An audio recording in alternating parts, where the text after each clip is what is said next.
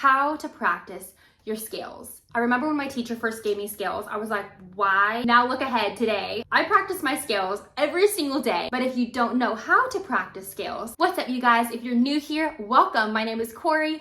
I'm a violinist. I've been playing the violin for about 30 years. So I wanna start really quickly. If you don't have scales yet and you're a little curious, like where do I start? I don't know what scales to do. I'm gonna say this for a violinist, but it probably somehow, I'm sure, transfers over to other instruments. If you're a beginner, I would say to start with 1 octave scales, specifically focusing on the G major, D major, and A major. If you're an intermediate student, I would say go to 2 octave scales, and kind of any of them you can do. If you do like C, D, E, F major, all of those ones are going to require shifting. So if you're wanting to get better at your shifting, do those ones. But if you're still working on solidifying your first position, G, A, B flat, B major, those are all great scales to do. Just 2 octaves. And if you're an advanced violinist, get the Carl Flesch scale book, because that thing is brutal. If you are a beginner or an intermediate student, I'm going to try and link the PDF that I give to my students. So look for it in the description box if I was able to link it. Hopefully I can upload it somewhere. Now let's get into my 3 tips for practicing scales so effectively. The first thing you're going to do when you practice your scales is you're going to start with intonation. Every time. When you start your scales by practicing intonation, you're teaching your ear to be attuned to the intonation and to your playing. So it's going to transfer into everything else you do. I still remember this to this day. I had a professor in college tell me that if I would just practice my scales every single day, starting with intonation, and practice them so slowly and listen to every single note. Trust me, it's painful and it's not fun. But he told me that if I do that, I would see in like 2 or 3 weeks an absolute transformation in my intonation. This is what he had me do, literally, every day. Very slow. Listen to the note, make sure it's ringing. Next note. Listen to the note, make sure it's in tune, make sure it's ringing. Whole bow, slow. Next note.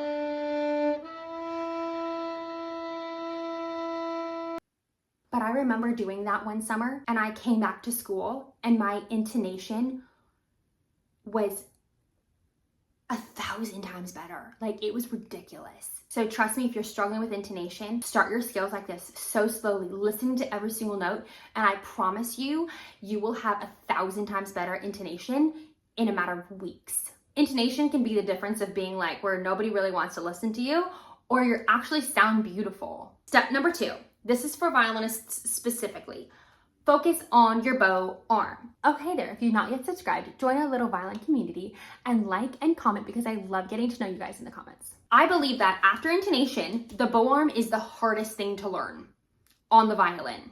It is such a nuanced technique that can change based on the style of music you're playing, the tempo of music you're playing, what you're playing, the dynamics. It literally changes constantly. So start with your intonation. The next thing you're gonna do is you're gonna practice your bow.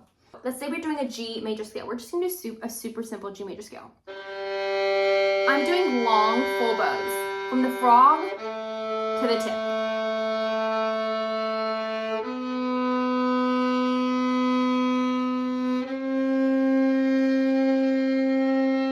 And the important thing is to not jip yourself, meaning go all the way to the frog.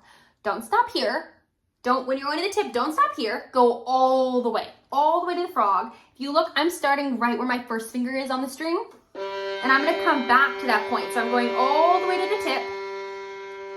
I'm gonna come right back to that point where my first finger is, and that's where I'm gonna change bows. So I'm not missing any part of my bow. Practice using your whole bow. I'm just quoting all my past teachers and everybody today.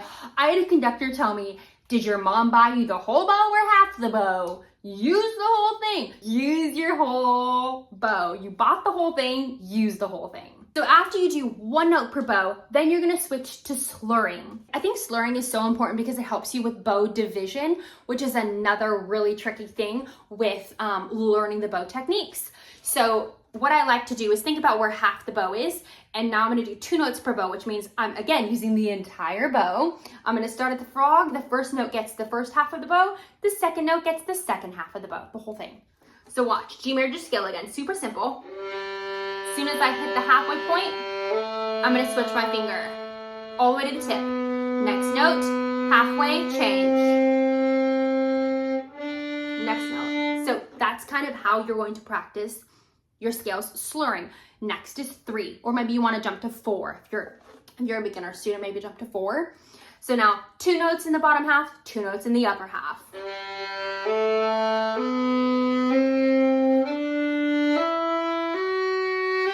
If you look, I'm still using my whole entire bow. And then jump to 8, 16, whatever it is you're doing. If you're just doing a 1 octave scale, try doing the whole entire scale all the way up.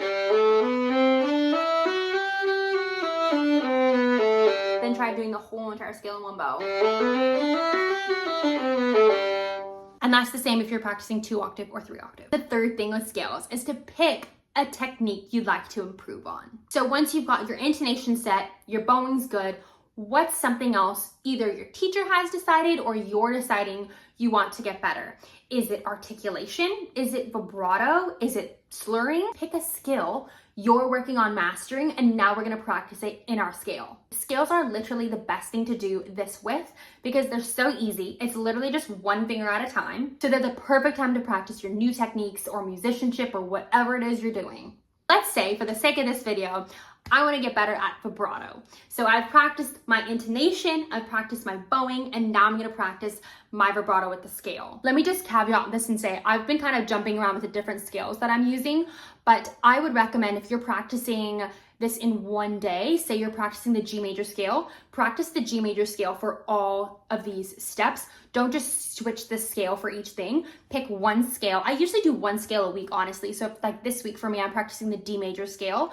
I'm gonna practice the D major scale every single day on all 3 of these things. That's it. I'm not doing any other scales, just the G major. Okay, so let's get back to it. So let's say you're doing vibrato and you're doing a B major scale. So what I like to do is on each and every single note, I'll pick a specific thing with the vibrato I want to do. Do I want to do race car vibrato? Do I want to do slow vibrato, fast vibrato, continuous vibrato? Like, what is it you want to do? So let's say that you're doing race car vibrato. What I mean by this is you're going to start the note slowly, make sure it's in tune, then do your vibrato.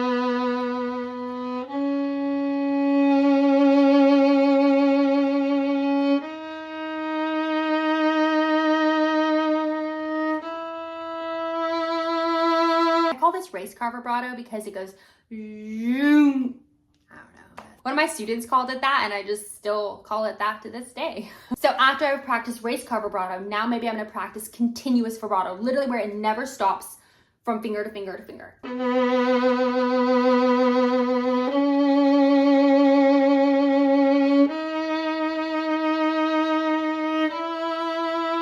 Whatever technique it is you're wanting to master, practice it in your scales. Well, y'all, that is how you're going to practice your scales. If you did not know, I have a practice journal that you can download for free.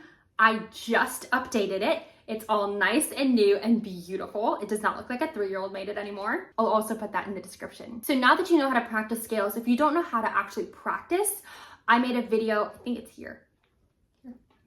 I made a video all about how to practice, and I would love for you to take a look at that because it is such an incredible resource. I hope this was really helpful because I've seen a lot of questions about it and I wanted to make sure I addressed it. Good luck and happy practicing. Bye.